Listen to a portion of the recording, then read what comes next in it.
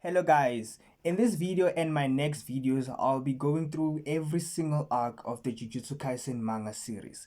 So let's start off with the first arc of the series, which is the introduction arc, and this arc covers chapter 1 all the way to chapter 5 of the manga series. Let's get into it. So the story begins with Yuji Itadori, the protagonist, an extraordinary athletic but kind-hearted high school student who chooses to spend time in the cult research club rather than the track team.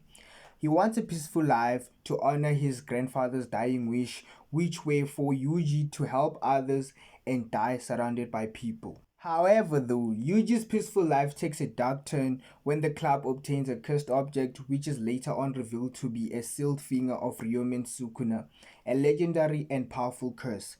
Unknowingly, his friends break the seal, attracting cursed spirits to the school. And we get introduced to a new character named Megumi Fushiguro, a Jujutsu High student who is dispatched to retrieve the cursed object. He confronts Yuji and explains the danger of cursed object. That night, they rushed to the school to save Yuji's friends who are being attacked by monstrous curses. Seeing Fushiguro overwhelmed, Yuji makes a desperate move by swallowing Sukuna's finger to gain cursed energy and fight back against cursed spirits. This turns him into a vessel for Sukuna. This leads to the birth of Sukuna's vessel, so Yuji becomes a rare case, a person who can suppress Sukuna's consciousness. This draws the attention of Satoru Gojo, the strongest Jujutsu sorcerer, who quickly neutralizes Sukuna. So rather than taking Yuji's life immediately, Gojo proposes a plan to the Jujutsu elders to let Yuji collect and absorb all 20 of Sukuna's fingers so they can be destroyed at once when Yuji dies. Yuji accepts, determined to sacrifice his life for the greater good. Yuji then enrolls in Tokyo Jujutsu High, where he joins Megumi Fushiguro and another new student named Nobara Kugisaki.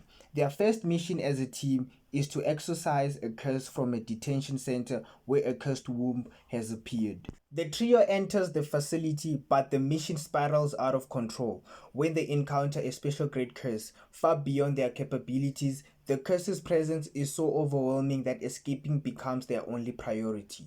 Yuji, showing heroic resolve, tries to fight it and sacrifices his hand in the process.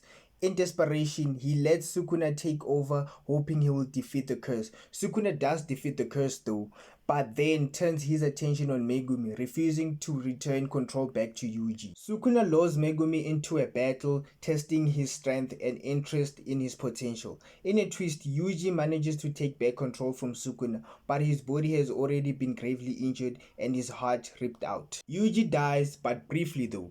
This sets up major stakes for the rest of the story. Sukuna revives Yuji using something called a binding vow, but he's the only one who knows the terms of the binding vow and Yuji knows nothing of them. This also introduced the concept of binding vows, one of many forms of Jujutsu techniques. So now with that done, let's talk about the themes and foreshadowing of this arc. The first theme is sacrifice, when Yuji chose to risk his own life to help others, even strangers. The second theme is control versus power. This happened when Yuji was struggling with containing Sukuna's immense evil power. The next one is durability. Sukuna's presence inside Yuji creates a constant internal threat. And lastly, we have curses as emotions. This introduces the idea that negative human emotions create real monsters. And now we are moving on to the key outcomes of this arc. And the first key outcome is Yuji becomes Sukuna's vessel. The second one is he's officially accepted into Tokyo Jujutsu High, and Yuji's death and revival by Sukuna, who secretly made a binding vow, and also the existence of special great curses. And with that, we are done with the first arc of Jujutsu Kaisen. Now we're moving on to the second arc. And this arc is called Cursed Womb Death Painting Arc. And this arc covers chapter 6 all the way to chapter 13 of the manga series. So after the terrifying battle at the detention center, Yuji is officially declared dead by Jujutsu High. However, Sukuna secretly revived him using a binding vow. You are probably asking yourself why I'm repeating what I said before, right? Well, just pay attention and you'll understand. So the binding vow that Sukuna made allows him 1 minute of control whenever he demands it, and Yuji won't remember agreeing to anything. Moving on, so Gojo keeps Yuji hidden, fearing the higher ups would order his execution if they found out he survived. Meanwhile, Gojo explained that Yuji's curse control is still too weak for combat and then begins a unique training regimen for Yuji. So Yuji's training method requires him to maintain a steady flow of cursed energy while watching emotionally tense movies. If he loses focus, a cursed doll punches him. This teaches him to keep his cursed energy consistent through distraction and emotion. So Gojo starts recruiting for the Kyoto Sister School exchange event, a major arc that follows. We meet second years like Maki, Panda, and Unumaki, who will play larger roles later. While Yuji trains, a new incident unfolds.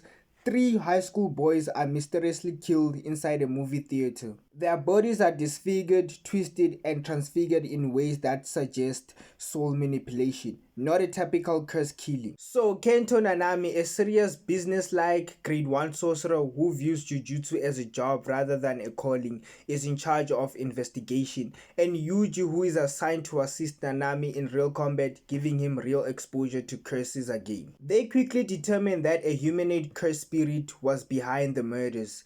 The true culprit is then revealed to be Mahito, a special grade curse spirit with a cruel and curious personality, who has a terrifying ability to reshape souls.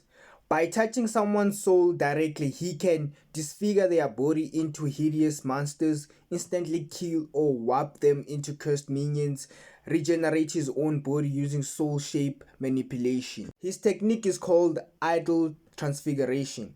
So Mahito views humans as experiments. He treats their emotions, pain, and death like toys. He's fascinated by the nature of the soul, especially in contrast with humans' concept of morality. We finally get to the fight between Nanami and Mahito. So Nanami quickly realizes that Mahito is beyond Yuji's current abilities and chooses to fight him alone.